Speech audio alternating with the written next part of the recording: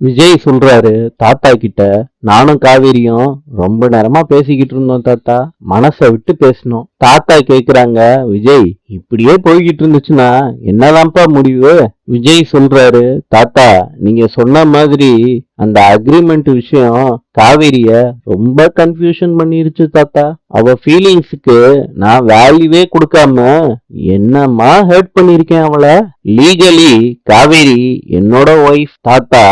காவேரிய புதுசா லவ் பண்ற மாதிரி லவ் பண்ணி பொண்ணு கேட்டு அவங்க வீட்டுல சண்டை அடிச்சு அவங்கள சம்மதிக்க வச்சு திரும்பவும் காவேரிய கல்யாணம் பண்ணிக்க போறேன். விஜய் அப்படியே கற்பனை பண்ணி பாக்குறாரு, காவேரிய கல்யாணம் பண்ணிக்கிற மாதிரி கோயில்ல எல்லாரும் சேர்ந்து வாழ்த்துற மாதிரி பாக்குறாரு கனவுல. தாத்தானால எதுவும் சொல்ல முடியல, விஜயவே பாத்துக்கிட்டு இருக்காரு. நாளை சந்திப்போம்.